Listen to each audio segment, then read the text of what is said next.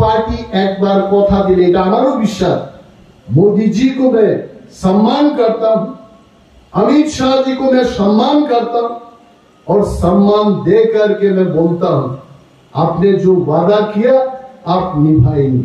এটা আপনি বলেছেন ভারতবর্ষের মানুষের কাছে, আপনি মিডিয়ার মাধ্যমে বলেছেন যে ত্রিপুরায় এই ঐতিহাসিক চুক্তি হচ্ছে, এই ঐতিহাসিক চুক্তিকে আমরা বাস্তবায়ন করব।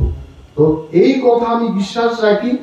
এই কারণে আমরা বলি নরেন্দ্র মোদীজির হাতকে শক্তিশালী করার জন্য পশ্চিম ত্রিপুরা এবং পূর্ব ত্রিপুরার তীব্রামথায় কীর্তি সমর্থিত বিজেপির যিনি প্রার্থী ওনাদের জয়লাভ করিয়ে নরেন্দ্র মোদীর হাতকে আমরা শক্তিশালী করবই করব। আর সিপিএম আমরা কেন ভারতীয় জনতা পার্টির সিম্বলে ভোট দেব, এই সমস্ত বিষয় নিয়ে আমাদের আলোচনার দরকার রয়েছে। কারণ চিনবাই চিনি বিরোধী রক যারা বুট বাতাই নাই, আমাদের বিরুদ্ধে কে আছে এখানে? মহিলাদের যদি আমি জিজ্ঞেস করি মহিলারা জবাব দেবেন আমাদের বিরুদ্ধে কেউই নাই। কারণ আসলে তো বিরোধী দেখাই যায় না, বড় ছিয়াই যে বিরোধী। কিন্তু পার্লামেন্ট নির্বাচন এটা বিধানসভা বা ভিলেজ কমিটির নির্বাচন না। সারা রাজ্যে মাত্র দুইটা কেন্দ্র আছে, একটা আছে পশ্চিম ত্রিপুরা আর একটা পূর্ব ত্রিপুরা। আমরা পূর্ব ত্রিপুরার ভোটার এবং পূর্ব ত্রিপুরায় যিনি প্রার্থী আপ্রার্থী ভূমিকা কৃতি সিং দেববর্মা, সিপিএম বারবার তাকে প্রশ্ন খাই কৃতি সিং কি কইরা দেববর্মা হয়। এটা কমিউনিস্ট পার্টির প্রশ্ন। এখানে রতন বাবু উনি বলেছেন উনি দীর্ঘদিন সিপিএম পার্টিও করেছেন, আমার জানা নেই। উনি বলেছেন সিপিএম পার্টি একটা ভালোই জানে যেটা সত্য না এটারে কইব না, মিথ্যা কথা। কৃতি সিং দেবী কি কইরা দেববর্মা হয় এটা কি আমাদের কোয়ার ব্যাপার থাকে? অনিমেষ দেববর্মা কেমনে দেববর্মা হয় আপনারা বলেন তো? কারণ অনিমেষ দেববর্মা বাবা দেববর্মা, মাও দেববর্মা। তো কৃতি সিং দেববর্মার বাবা তো কিরিট বিক্রম দেববর্মা, তো মেয়ে দেববর্মা হইত না? অবশ্যই দেববর্মা। তারপরও তারা প্রশ্ন করে ওই কৃতি সিং দেববর্মা এটা কেমনে দেববর্মা হয়? এটা আগেও দেববর্মা ছিল, মারা যাওয়ার সময় এটা দেববর্মাই থাকবো, এটা পরিবর্তন হইত না। আর কৃতি সিং কইতে গাইতে আইতো না সিং, এটা তো গরুর সিং বাই দিতে না, এটা টাইটেলের সিং, এটা স্বামী হচ্ছে সিং। কাবারদা ছত্তিশগড়ের মহারাজা, এখন তো সেখানে রাজপ্রথা আমাদের এখানের মতো আছে, সমাজে সম্মান দেয় এদের। ওইখানের যে যিনি রাজা, ওই রাজার টাইটেল পেয়েছে সিং। তো সিং রে বিয়ে কইরে কৃতি সিং, আর দেববর্মায় জন্মগ্রহণ করছে, এটা দেববর্মা কৃতি সিং দেববর্মা, পরিষ্কার। এটা বাড়ি ঘরে গিয়ে আপনারা বুঝাইবেন, গ্রামে গ্রামে ঘরে ঘরে গিয়া বুঝাইবেন। সিপিএম কিন্তু কইতাছে কই কৃতি সিং দেববর্মা, এটা দেববর্মা, এটা কেমনে দেববর্মন হইতে? আপনারা সবাই জানেন রাজ পরিবারের লোক অনেকে দেববর্মা লেখেন, আবার দেববর্মাই আবার রাজ পরিবারের থেকে এরা দেববর্মন লেখেন। আমি কমিউনিস্ট পার্টির বন্ধুদের বলছি শচীন দেববর্মন রাজ পরিবারের, রাহুল দেববর্মন রাজ পরিবারের, জিষ্ণু দেববর্মা রাজ পরিবারের, প্রদ্যুৎ কিশোর দেববর্মন আমাদের জীবিত মহারাজা। যদিও মহারাজাদের গণতন্ত্রে পাওয়ার নাই, কিন্তু সামাজিক ভাবে এখন উনি আমাদের মহারাজা। তো এইটা কি বলার অপেক্ষা রাখে? কইতাছে কই আপনারা তীব্রামথা করেন, আপনারা কেন বিজেপিকে ভোট দিবেন? হাসি উঠে আমার। মানিক সরকার ত্রিপুরার 20 বছর মুখ্যমন্ত্রী, কংগ্রেসের বিরুদ্ধে গালাগাল করতেন রাস্তা বলে মাইক লাগাইয়া। 20 বছর, 1 বছর 2 বছরের মুখ্যমন্ত্রী না, 20 বছর বামফ্রন্ট সরকারের মুখ্যমন্ত্রী ছিলেন মানিক সরকার। আর কংগ্রেস ছিল তাইলে বিরোধী দল। রতন বাবু ভালোই জানলেন, এখান থেকে গাড়ি ভর্তি তেলেঙ্গা আর কি আছে চাষা দেববর্মা বাংলা দুনিয়ার লোক নিয়ে যাইতো, যাওয়ার পথে হাসি খুশি যাইতো, আবার সময় সব ঘুমায় ঘুমাইতো, আগরতলা নিয়ে যেত, বক্তৃতা করতো। কার বিরুদ্ধে বক্তৃতা করতো? কংগ্রেসের বিরুদ্ধে। মানিক সরকার এইবার কংগ্রেসকে ভোট দিব হাত সিম্বলে, আর আমরা তীব্রমতা করি, কিন্তু ভারত সরকারের সাথে আমাদের চুক্তি হয়েছে, এই চুক্তি রূপায়ণের জন্য আমরা বিজেপিকে এবার ভোট দেব।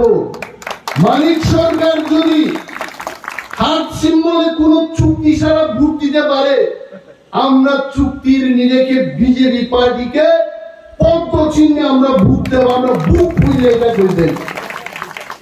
মানুষের বুকা বানানোর জায়গা পাইছে না, কই ডেইলি মাইক লাগা কই তুমি তো তীব্রমতা ভাইকে বিজেপি ভোট নাই, তীব্রমতা নিম্বু পান্তাল গায়ে আনসারে। তীব্রমতা একটা পার্টি, আমাদের রাজা এই পার্টির নেতা, এখন রাজ পরিবারের যিনি কন্যা কৃতি সিং দেবী দেববর্মা এখানে আইছেন আমাদের প্রার্থী। আবার এরা কই তীব্রমতার মধ্যে কি আর ভালো লোক দেয়নি? আরে ভালো লোক তুমি কেন আমার পার্টির মধ্যে ভালো লোক কেটা তুমি জিগাইবা? তোমার কি? আরে মানিক বাবু ত্রিপুরার মুখ্যমন্ত্রী, পূর্বতন মুখ্যমন্ত্রী, আপনি যদি ভালো লোককে তীব্রমতা এটা জানার, যদি আপনার অধিকার অর্জন করতে চান, সিপিএম বাড়ি ত্যাগ করে আপনি তীব্রমতার ঢুকেন আগে, তারপর আপনার কথা আমরা শুনবো। উনি কে? তীব্রমতার মধ্যে ভালো লোক কে, কে খারাপ, আপনার ইশারায় চলবো? আগে মাঠ ভর্তি ছাড়া মানিক বাবু বক্তৃতা করতেন না, এখন মানিক বাবুর বক্তব্যের জায়গা হইতে আমাদের আসারাম বাড়ি এই কমিউনিটি হল, এটা অর্ধেক ভর্তি, জানালা বন্ধ করে বক্তৃতা দেয়। কারণ জানালা খোলা থাকলে মানুষে দেখবো, আধা হল ভর্তি, লজ্জায় জানালা দরজা বন্ধ করে মানিক বাবু বক্তৃতা করে। এটার জন্য কি তীব্রমতা দায়ী বলেন? এটার জন্য মানিক বাবু 20 বছরের সরকারের মানুষ উড়াইয়া ফালাই দিতে, এটার জন্য কি তীব্রমতা বিজেপি দায়ী? এইটার জন্য দায়ী মানিক বাবু, মানিক সরকার, আপনি নিজে দায়ী। আপনি বলেন মানিক সরকার উনি নাস্তিক, কমিউনিস্ট পার্টি যারা করে তারা স্বর্গে বিশ্বাস করে না, এরা ধর্মে বিশ্বাস করে না, এরা নাস্তিক। রতন বাবু আপনি জানবেন এই কথা, যারা কমিউনিস্ট পার্টি করেন তারা ধর্মে বিশ্বাস রাখে না, তারা নাস্তিক। মা বাবা মারা গেল এরা চুল দাড়ি শেভ করে না, এটা ফালায় না, কারণ এরা ভগবানের বিশ্বাসী না। কয়েকদিন আগে ত্রিপুরার মুখ্যমন্ত্রী মানিক বাবু বক্তৃতা করছেন, কই আমি আর বেশি দিন বাঁচবো না, আমি স্বর্গে গিয়া, মানে স্বর্গে বিশ্বাস করে দিতে চাই। এতদিন 20 বছর মুখ্যমন্ত্রী ছিলেন, তখন স্বর্গে তাইলে বিশ্বাস নাই, নাস্তিক। আর এখন পথ গেছে গা পরে, এখন স্বর্গে বিশ্বাস করে মনে হয়, বাড়ি ঘরে গিয়া দেখলে পূজাও করে মনে হয়, তাই না? এই লোকটা কইতেছে তুই স্বর্গে গিয়া আমি কইতে পারবো আমি আমার 20 বছর মন্ত্রিত্বকালে আমি কি কি করেছি। আরে মানিক বাবু আপনাকে আমি বলছি, আমি অনিমেষ দেববর্মা আপনাকে বলছি, আপনার স্বর্গে যাওয়ার দরকার নাই। আপনি পৃথিবীতে কি কি করছেন আমার থেকে শুনেন। আপনার পাপের বোঝা আজকে 10,323 জন লোকের চাকরি গেল, এটা আপনার কুকর্মের কারণে। আপনি বলেন আবার ইয়েতে গিয়া, কই স্বর্গে গিয়া কথা কইবেন? ঈশ্বর আপনার জায়গায় দিত না, মারা গেলে আপনার ওই লোকটা 20 বছর ত্রিপুরার মানুষকে নির্যাতন করছে, গেটের বাইরে রাখো, আপনি স্বর্গে যাইতেই পারতেন না, আপনি স্বর্গে গিয়া কথা কইবেন? স্বর্গে বিশ্বাস করেন? এডিসি এলাকা আমাদের আসারাম বাড়ি বনবাজার কি হিসেবে বলেন, কি করছে এখানে? নাথিং। মানুষ কাজ পায় না, জল পায় না, এরা বলছে যে আমরা এই করেছি সেই করেছি। আরে মশাই আপনি যদি 20 বছরে এত কাজ করতেন, আসারাম বাড়ির লোক 18,328 ভোটে আমাকে জয়লাভ করায় না, আপনার পার্টি যদি ভালো থাকতো, আর এটার জন্য দায়ী আপনারা। এরা কে? এরা কইতাছে কে ভালো কে খারাপ, কেন ভোট দেবে, কিচ্ছু হবে না। আপনারা দেখবেন ভারতবর্ষের মধ্যে 10টা লোকসভা কেন্দ্রের মধ্যে পূর্ব ত্রিপুরা, আমাদের এই আসন, 10টা কেন্দ্রের মধ্যে একটা কেন্দ্র থাকবে এবং লক্ষ লক্ষ ভোটের ব্যবধানে আমরা এখানকার সিপিএম প্রার্থীরা পরাজয় করব। এটা মানুষই ভোট দিবে। আর এখন কুল পায় না, কর আমরা কি কয় এরা, কয় আমরা দেখে নেব ইন্ডিয়া মহাজোট কত 350 সিট নিয়ে বলে আইতাতে। আমি কই, আমি কালকে থেকে চুপ বন্ধ করে হাঁটবো। আর এইসব জিনিস এটা যখন মোবাইলে দেখি, মানুষের ভালো মাথাও কিন্তু খারাপ হয়ে যেতে পারে। এদের কথাই বিশ্বাস করেন না। আরে সিপিএম, এই সিপিএম পার্টি কই আছে? ওয়েস্ট বেঙ্গলে সিপিএম পার্টি আছে নাই? কে শাসন করতেছে? তৃণমূল। ত্রিপুরা রাজ্যের মধ্যে 2018 সালে মানুষ সমুদ্রে ফালাই দিল কর, আর আইসটা এখানে ত্রিপুরা 16টা পাইছিল 18তে, কন্যা দাঁড়িয়েছে এখন 10। আর আগামী দিন যখন বিজেপি ত্রিপ্রামক আইপিএফটি জোটবদ্ধ ভাবে আমরা বিধানসভায় লড়বো, তখন সিপিএম একটা সিট পাইল না। শূন্যের কোথায় দেব? শূন্য হয়ে। আর এরা বলে 350 সিট দিয়ে আইব। কে আইব? আপনারা আইবেন? এরা আইতো না। এরা কয় আমাদের ইন্ডিয়া জোটের সঙ্গী আইব। আরে এত সহজ না। ইন্ডিয়া মহাজোটের কথা শুনলেন? নামে ইন্ডিয়া মহাজোট করছে ওয়েস্ট বেঙ্গলে মমতা ব্যানার্জি, সিপিএম রে মাইনে নিছে না। আমি তৃণমূল একা দাঁড়াবো, কংগ্রেস সিপিএম এর সাথে আমার কোনো কথা নেই। দিল্লিতে গিয়ে ইন্ডিয়া মহাজোট হবে, পশ্চিম বাংলার মাটিতে ইন্ডিয়া মহাজোটের কোনো অস্তিত্ব নাই। এর উপরে সিপিএম কংগ্রেস, আজকে পত্রিকায় দেখলাম সিপিএম কংগ্রেসে মাইনে নিতেছে না, কয় এতগুলো সিট ছাড়া যাবে না। নিজেরাই তো ঝগড়া করতে, কই থেকে সিট পাই দিব? হইতো না। দেখবেন 12টা গুড়া চারিদিকে যার যেভাবে চলবো, ইন্ডিয়া মহাজোটের এরকম অবস্থা। কিন্তু প্রধানমন্ত্রী নরেন্দ্র মোদীজির নেতৃত্বে এনডিএ, আপনারা দেখবেন মোদীজি কি কইছেন? আপকি বার 400 পার, অর্থাৎ এইবার 400টা আমরা পার করে দেব। আর এই 400টা সিটের প্রথম যে 1 নম্বর সিট, এটা হবে পূর্ব ত্রিপুরা কৃতি সিং দেবীর সিটটা। এখান থেকে 400 1 নম্বর গণনা শুরু হবে। আপনারা আমার অনুরোধ থাকবো, এই বিধানসভা কেন্দ্র, গত বিধানসভা ভোটের সময় আমরা বিশাল ব্যবধানে আমাদের বিরোধী দলকে আমরা পরাস্ত করলাম। যদিও সেই সময় আমাদের বিরোধী দল ছিল আইপিএফটি, এখন তো আইপিএফটিও আমরা সঙ্গে। তাহলে আমি ধরে নিলাম 40,000 মানুষ যদি ভোট করে, এখানে 35,000 ভারতীয় জনতা পার্টি এবং ত্রিপ্রামক আইপিএফটির প্রার্থীর পক্ষে থাকবে, এই আশার আমি করি। মানুষ আগে কংগ্রেসের স্লোগান দিত, মা বোনেরা কইতাছে, এরা বলে আইতাছে, আমি আর কইতাছি। এইবার এখানে উল্টায় কইতিব, গ্রামে গ্রামে কইতাছে, মা বোনেরা কইতাছে নরেন্দ্র মোদীজির সরকার আবার আইতাছে। বাস এই স্লোগান দিয়া আপনারা নাইমা যান, কোনো চিন্তার কারণ নাই। এখন ত্রিপ্রামতার সাথে বিজেপির অ্যালায়েন্স হয়েছে, সরকারের শরিক হয়েছে। মানুষের সুখ দুঃখের কথা সরকার দেখবে, আমরাও দেখব। নির্বাচনের সময় আমরা প্রতিশ্রুতি দিতে পারি না, নির্বাচনের গাইডলাইন আছে। আদামন ক্যামেরা নিয়ে কিছুক্ষণ আগে একটা লোক রেকর্ডিং করতাম, আদামন 20 কেজি ওয়েটার ওজন, এইটা দিয়ে আপনারা ক্যাপচার করতে, আমি নমস্কার জানাইলাম। কারণ এরা ওই খোয়াইট ডিএম অফিসের এখানটা কন্ট্রোল রুম আছে, অনিমেষ দেববর্মা কোনখানে এমন বক্তৃতা করছেনি যে আইনের ফাঁদে পালাবো। আমি আইন না বুঝলেও আমি আইন মানি, আমি আইনের বিরুদ্ধে যাব না। এরা এটা দেখে। সুতরাং মহিলারা বিশেষভাবে আপনারা মনে করিলেন না আমরা মন্ত্রী আই আমাদের ওই চাল দেওয়ানের কথা, ভোট দেওয়ানের কথা, জল দেওয়ানের কথা এটা কইছেন না। আমি পারি না কইতে, এটা আমি পারি না কইলে আমার আইনের ফাঁদে ফালাইব। 4 তারিখ জুনের পরে কে কি পাবে, কার কি হবে, এগুলো নিয়ে আমরা আলোচনা করব। কিন্তু এখন আমাদের লক্ষ্যটা থাকবো পদ্ম চিহ্নে।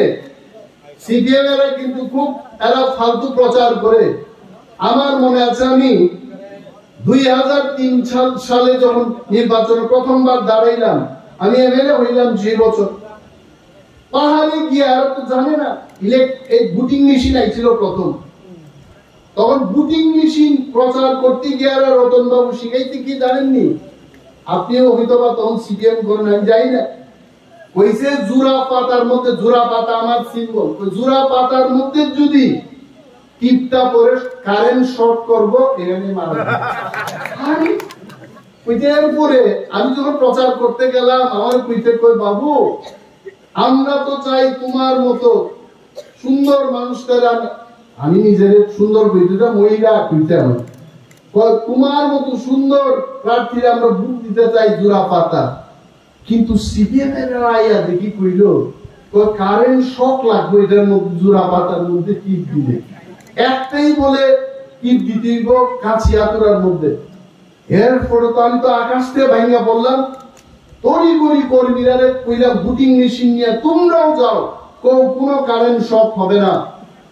এরপর আমরা যখন প্রচার করলাম এরা টের পাই নিতে, আবার একটা ফোন দিয়ে আনছে, কইছে কি তখন তো খোয়াইয়ের মুখ্যমন্ত্রী ছিল, ত্রিপুরার মুখ্যমন্ত্রী একজন আছে তখন মানিক সরকার, আর খোয়াইয়ের মুখ্যমন্ত্রী ছিল শ্রমিক দেব সরকার। উনি খোয়াইটারে ক্যাপচার করে রাখতেন। আর একটা বুদ্ধি ভালো কি কইতে কইছে খোয়াইয়ের সিপিএম পার্টি অফিস থেকে সিসি ক্যামেরা বয় দিছে সবখানে, এরা দেখবো যে কে কোন পার্টিতে ভোট দিতে, এখানে টিভির মধ্যে বসে বইয়া দেখবো। আবার আরেক দরবার মানুষকে বুঝাইতে বুঝাইতে দম বাইতে। তারপরও জনগণের আশীর্বাদে 387 ভোটে তৎকালীন মন্ত্রী, উপজাতি কল্যাণ মন্ত্রী অবুর দেব বর্মার আমি পরাস্ত করতে পারলাম। এইবারও আমি আপনাদের কইতাছি এদের কানে এদের গুজবে কান দেবেন না, এদের ফাঁদে পা দেবেন না। এইখানে এখনো কিন্তু কিছু উগ্রপন্থীর কায়দা এটা লুকায়া থাকে, এটা আয়ে না, এটা হঠাৎ কইরা। আমরা বিজেপি বলেন, টিপ্রামথা বলেন, আইপিএফটি যখন বাড়ি করে ঘুমাইব, এই সিপিএম এর বাইনেরা টর্চ নিয়ে বাইরে রাত্রেবেলা কইব আপনারা চিন্তা করিলেন না আসারাম বাড়িতে আমরা 1000 ভোট পাইতাছি, পূর্ব ত্রিপুরায় এইভাবে আমরা ভোট পাইতে, এইসবে কান দিয়েন না। এরা রাত্রেবেলা টর্চ লাইট নিয়ে বাইর হইলেও, দিনের বেলা পাখির মতো পাখা লাগাইয়া বাইর হইলেও এখানে বিজেপি ত্রিপ্রামথা আইপিএফটি জয়লাভ করবে। লক্ষ লক্ষ ভোটে আমরা তাদের পরাস্ত করবো। আপনারা হিসাব করে দেখেন গত বিধানসভা নির্বাচনে বিজেপি ত্রিপ্রামথা আইপিএফটি ত্রিপ্রামথা আমরা যদি যোগ করি, ত্রিপুরা রাজ্যের মধ্যে আগামী পার্লামেন্ট নির্বাচনের পরে বিরোধী দলগুলোর খুঁজতে দিব। টর্চ লাইট লাগাবে পাইতেন না, এলাকার মধ্যে থাকতো না। কারণ মানুষ বুঝছে যে মহারাজা আমাদের যে পার্টির নেতা ত্রিপ্রামথা, উনি কি চাইছে? উনি তো চান ত্রিপুরা, মুগলি, থুরু, ওয়াংসা যারা একসঙ্গে আমরা গ্রাম পাহাড়ের মধ্যে থাকি, আমাদের সবার যেন সমান অধিকার হয়, এটাই চাইছেন। এটাই ক্রিয়েটার ত্রিপুরালেন, এটাই কনস্টিটিউশন সলিউশন। আর মোদিজি তখন আমাদের দিল্লি থেকে অমিত শাহজিরা ডাকছেন শ্রেষ্ঠ ভারত, এক ভারত, শ্রেষ্ঠ ত্রিপুরা, এক ত্রিপুরা। তো শ্রেষ্ঠ ত্রিপুরা, এক ত্রিপুরা যদি থাকতে হয়, শুধু চাষা আর তেলেঙ্গানা দিয়া এক ত্রিপুরা হইব? এটার মধ্যে দেববর্মা দিয়া, জমাতিয়া সব আইতে হইব, এটার মধ্যে দেবনাথ দত্ত সব আইতে হইব। বাঙাল ত্রিপুরা সব লোক যখন একটা জায়গায় আয়া ত্রিপুরার মানুষের উন্নয়নের কাজ করব, তখনই গিয়ে এক ত্রিপুরা শ্রেষ্ঠ ত্রিপুরা হইব। আর আমরা যে এগ্রিমেন্টটা করলাম, এই এগ্রিমেন্ট এক ত্রিপুরা শ্রেষ্ঠ ত্রিপুরা এবং এক ভারত শ্রেষ্ঠ ভারতের লক্ষ্যে এই এগ্রিমেন্টটা হচ্ছে। আর এরা বলে ওইটা এগ্রিমেন্ট নেই, এরা বলে চা খায় দোকানে, এখানে না, আমাদের এখানে না। ওই টাকার জলায় সাবরুমে কালকে গেলাম, এখানে কইতাছে চায়ের দোকানে চা খায় বলে এরা কয় ত্রিপুরামতার এই এগ্রিমেন্ট, এটা তো আদা পাতা লিখছে। আমি কই বাবু, ভারত সংবিধান, ভারত পরিচালনা করার সংবিধান, এই সংবিধানটাই এতটুকু বই। আর এদের কথাই তার মানে ভারত পরিচালনা করতে এত মোটা বই লাগবে, এত বই হয় না, এত কায়দা কানুন থাকে না।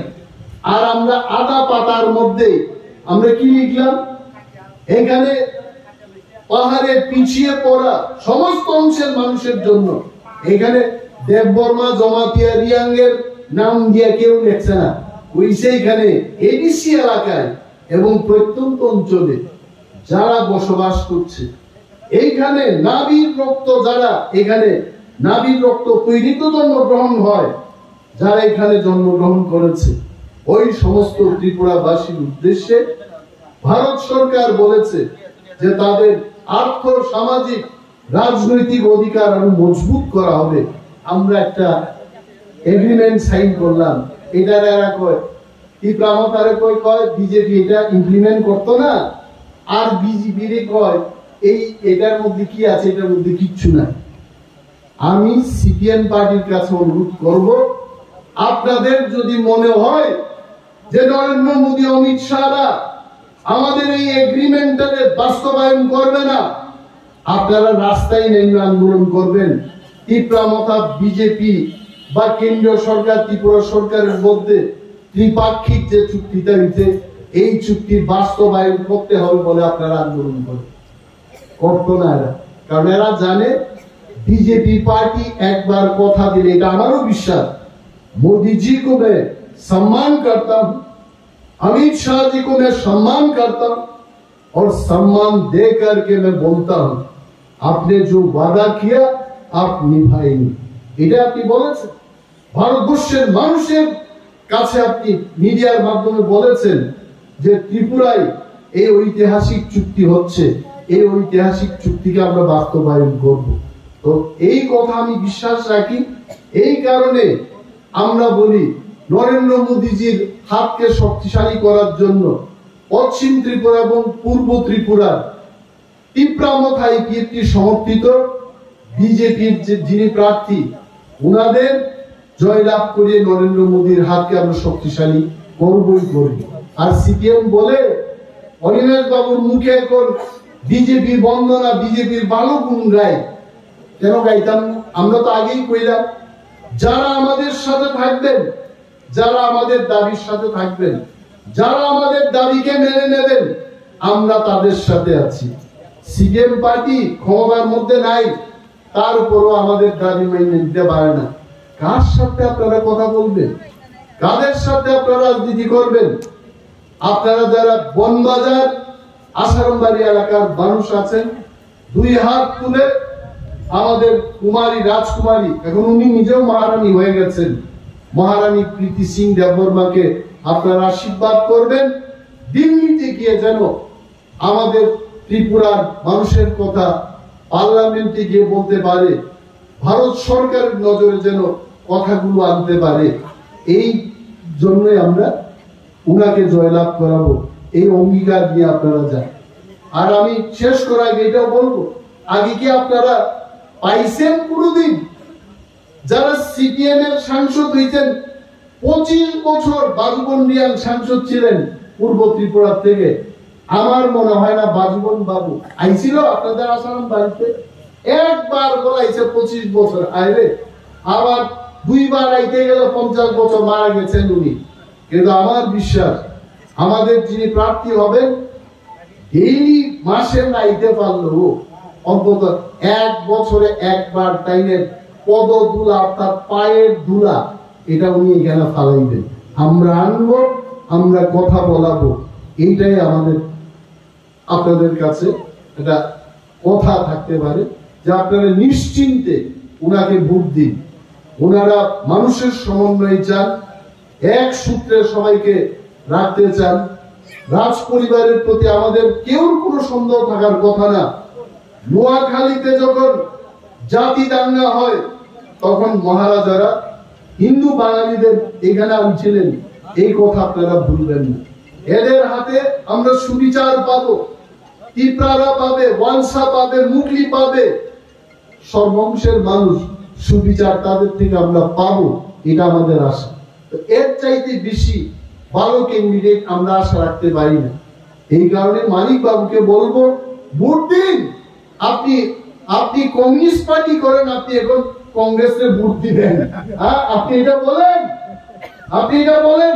আপনি যদি সঠিক মানে সত্যতার সাথে যদি কমিউনিস্ট পার্টি করেন, আপনার যদি সাহস থাকে আপনি বক্তৃতায় বলুন আমি মানিক সরকার, আমি নাস্তিক, আমি কোনদিন কংগ্রেসকে ভোট দেব না, আমি বাড়িতে বসে থাকবো, আপনি বলুন।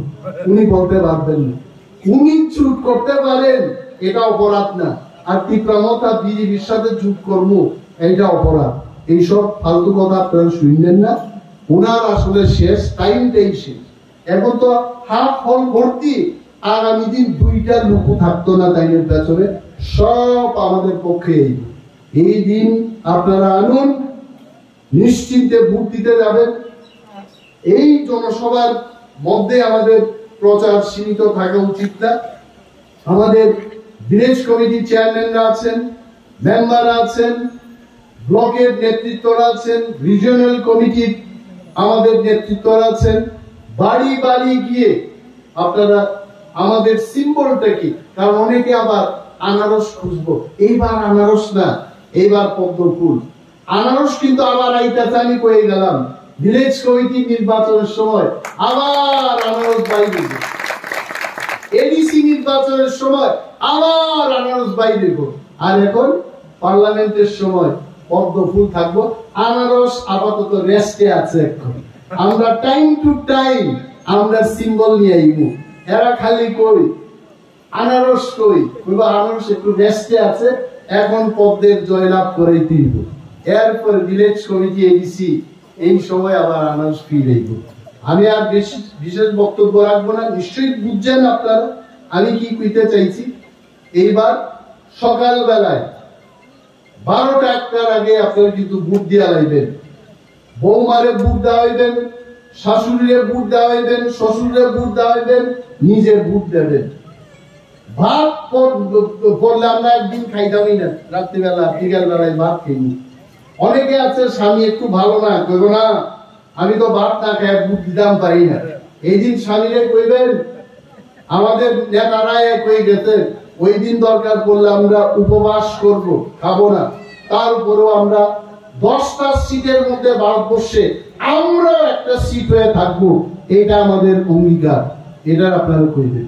এই কয়েকটা কথা বলে সবাইকে ধন্যবাদ জানিয়ে আমি আমার বক্তব্য শেষ করছি। জয় হিন্দ এবং আমাদের প্রার্থী বিপুল ভোটে জয়ী করুন, এই আহ্বান আপনাদের কাছে রাখছি। ধন্যবাদ।